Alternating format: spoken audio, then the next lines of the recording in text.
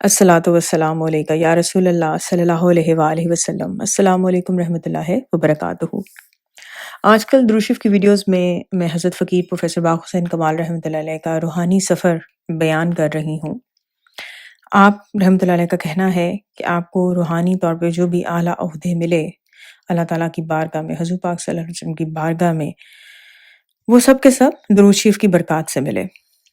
تو اسی وجہ سے آپ کا روحانی سفر بیان کیا جا رہا ہے کہ وہ تمام لوگ جو درود شریف پڑھنے کا شوق رکھتے ہیں انہیں معلوم ہو کہ درود شریف آپ کو اللہ تعالیٰ کا قرب عطا کرتا ہے، حضور پاک صلی اللہ علیہ وسلم کا قرب عطا کرتا ہے۔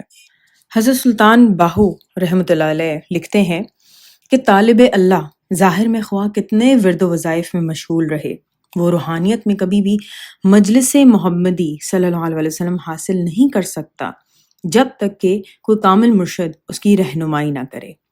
کامل مرشد کی مدد سے وہ ایک لمحے میں مجلس محمدی صلی اللہ علیہ وسلم میں شامل ہو جاتا ہے اور بندہ خدا بن جاتا ہے۔ حضور پاک صلی اللہ علیہ وسلم کے دربار اقدس تک رسائی حاصل کرنے کے لیے سچی طلب، کوشش اور شیخ کے کمال میں جتنا بھی فرق ہوگا اسی حساب سے ایک روز، کہیں 17، کہیں 40 روز اور کہیں 14 سال کا عرصہ لکھا گیا ہے۔ الحمدللہ فقیر کمال رحمۃ اللہ علیہ کے پاس ایسے بھی لوگ آئے کہ جنہیں اللہ تعالیٰ کے فضل و کرم اور حضور صلی اللہ علیہ وسلم کے جوتوں کے صدقے ایک ہی نشست میں باب حجابات الوحیت تک پرواز کرائی گی اور کعبہ شریف، روضہ اطہر اور دربار اقدس میں پیش کر دیے گئے۔ انہوں نے سب مقامات کا مشاہدہ کیا اور حضور صلی اللہ علیہ وسلم اور خلفائے راشدین کی زیارت سے بھی مشرف ہوئے۔ حضرت عبد القادر جیلانی رحمۃ اللہ علیہ نے جو قول بیان کیا تھا اس میں بیعت کی 2 اقسام بیان کی تھی۔ ایک ہے بیعت شریعت، اس میں یہ ہے کہ آپ کسی بزرگ سے متاثر ہو کر آپ بیعت کرتے ہیں، یعنی عہد کرتے ہیں کہ میں اپنی زندگی اللہ تعالیٰ اور رسول صلی اللہ علیہ وسلم کے بتائے ہوئے طریقے کے مطابق گزاروں گا۔ بزرگ نے آپ کو کچھ وظیفے اور ذکر عطا کر دیے اور یہی آج کل زیادہ تر روٹین اپنائی جاتی ہے، جبکہ بیعت طریقت اور حقیقت کا معاملہ بہت ہی اعلیٰ ہے۔ جہاں اس راہ پر بہت کم چلانے والے ملتے ہیں، اسی طرح اس راہ پر چلنے والے بھی بہت زیادہ کم ہیں۔ اولیاء کرام رحمۃ اللہ علیہ میں اس شخص کو کامل قرار دیا جاتا ہے جو نہ صرف خود حضور پاک صلی اللہ علیہ وسلم کی بارگاہ اقدس میں باریابی اور بیعت کی سعادت حاصل کرے، بلکہ وہ دوسروں کو بھی وہاں لے جانے کی قوت اور طاقت رکھتا ہو۔ حضرت سلطان باہو رحمۃ اللہ علیہ کہتے ہیں کہ فقیر فنا فی اللہ صاحب حضور ہوتا ہے۔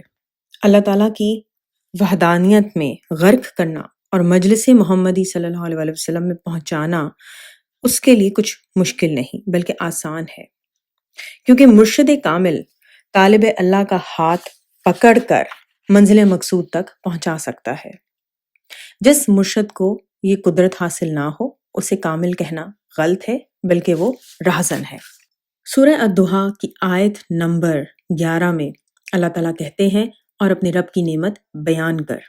اسی طرح حضرت عمر بن شعیب رضی اللہ عنہ سے روایت ہے کہ حضور صلی اللہ علیہ وسلم نے فرمایا کہ اللہ تعالیٰ پسند کرتا ہے کہ اس کی نعمت کا اظہار کیا جائے جو اس کے بندے پر ہوئی۔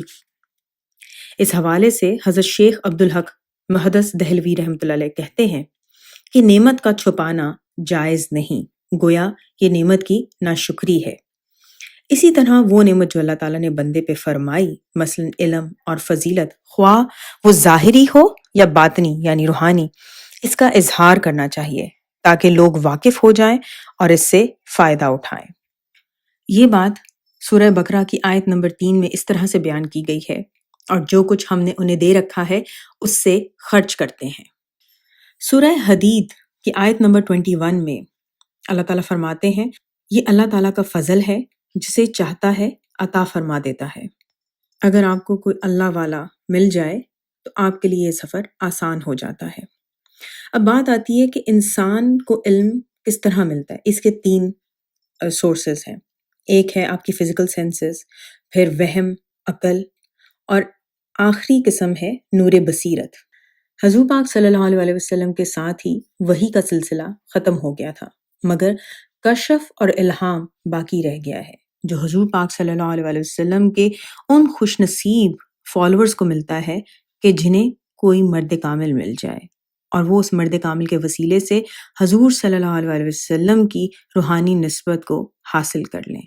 تفسیر کبیر میں حضرت امام راضی رحمۃ اللہ علیہ کہتے ہیں کہ کشف کا دروازہ اللہ کے ان خاص بندوں پر کھلتا ہے جن کو کامل شیخ ملے۔ اسی طرح حضرت امام غزالی رحمۃ اللہ علیہ کہتے ہیں کہ کشف کا دروازہ اس کے لیے کھلتا ہے جو تقوی کے ساتھ ذکر الہی پر مضبوط ہو۔ حضرت غوث الاعظم رحمۃ اللہ علیہ اپنی کتاب الفتح ربانی کے چیپٹر نمبر 19 میں کہتے ہیں کہ جس شخص کا ایمان مضبوط ہو جاتا ہے اور یقین جم جاتا ہے، وہ قیامت کے معاملات جن کی اللہ تعالیٰ نے خبر دی ہے دل کی آنکھ سے دیکھتا ہے۔ وہ دیکھتا ہے جنت اور دوزخ کو، وہ دیکھتا ہے ہر اس چیز کو اور اس فرشتے کو جو اس پر تعینات ہے، وہ دیکھتا ہے ان تمام چیزوں کو کہ جیسے وہ حقیقت میں ہیں۔ حضرت امام غزالی رحمۃ اللہ علیہ کہتے ہیں کہ طریق سلوک کی ابتدا ہی مشاہدات اور کشف ہو جانا ہے، حتیٰ کہ آپ کو بیداری میں انبیاء کی ارواح اور ملائکہ کا مشاہدہ کرتے ہیں، ان کا کلام سنتے ہیں اور ان سے فوائد حاصل کرتے ہیں۔ کشف کی سچائی کی مثال اس حدیث شریف سے واضح ہوتی ہے۔ حارث بن مالک رضی اللہ عنہ فرماتے ہیں کہ میں رسول صلی اللہ علیہ وسلم کے پاس سے گزرا، آپ صلی اللہ علیہ وسلم نے فرمایا، اے حارث کیا حال ہے؟ میں نے عرض کیا، حقیقی مومن ہوں۔ فرمایا، سوچو تو صحیح، ہر شے کی حقیقت ہوتی ہے، تمہارے ایمان کی کیا حقیقت ہے؟ تو حارث رضی اللہ عنہ نے کہا کہ میرے ایمان کی حقیقت یہ ہے کہ میرا نفس دنیا سے منہ موڑ چکا ہے، دنیا میں مخلوق پر نگاہ نہیں، رات کو رب کو یاد کرتا ہوں، دن کو روزہ رکھتا ہوں۔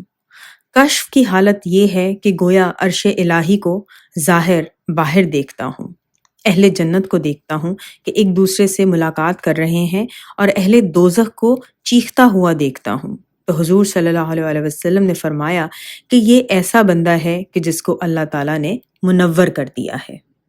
ہمیں یہ بھی یاد رکھنا چاہیے کہ اس راہ پر جو بھی لوگ چلتے ہیں ان کا مقصد یہ نہیں ہوتا کہ وہ کشف و الہام کو حاصل کریں، بلکہ ان کا مقصد یہ ہوتا ہے کہ اللہ تعالیٰ کے ذکر سے اپنے نفس کی اصلاح کریں، تزکیہ باطن کریں، اپنی سیرت کی تعمیر کریں اور اللہ تعالیٰ کی رضا کو حاصل کریں۔ مگر اس راہ پر چلتے ہوئے بعض اوقات جو مشاہدات اور مکاشفات ہوتے ہیں وہ دلیل اور ثبوت کا کام دیتے ہیں اور آپ کے یقین میں اضافے کا باعث بن جاتے ہیں۔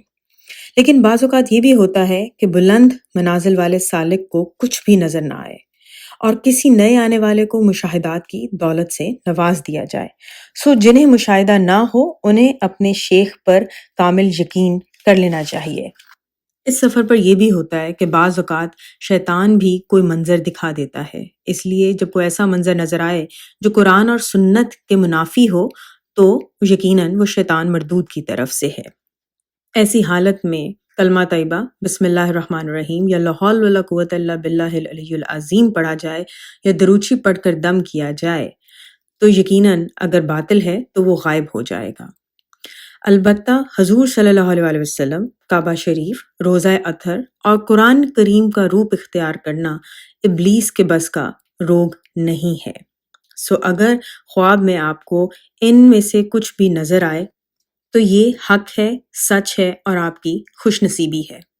ایک بات یہ بھی یاد رکھیں کہ کافر اور بدکار انسان کو کشف نہیں ہو سکتا۔ جوگیوں اور عاملوں کو بھوک اور ریاضت سے کچھ صفائی نفس کی نصیب ہوتی ہے جس سے انہیں کچھ دینوی باتیں معلوم ہو جاتی ہیں۔ ان کے لیے اللہ کا فیصلہ یہ ہے، سورہ الاعراف کی آیت نمبر 40، جس میں اللہ تعالیٰ کہتے ہیں کہ ان کے لیے آسمانوں کے دروازے نہیں کھولے جاتے۔ آج بس یہیں تک۔ انشاءاللہ نیکسٹ ویڈیو میں سلسلہ اویسیہ کے متعلق میں آپ کو بتاؤں گی کہ یہ سلسلہ اصل میں کیا ہے اور یہ سلسلہ اپنے اندر کیسی قوت اور طاقت رکھتا ہے۔ اپنا خیال رکھیں، خود بھی بہت سارا درود شریف پڑھیں اور دوسرے لوگوں کو بھی تلقین کریں۔ السلام علیکم رحمۃ اللہ وبرکاتہ۔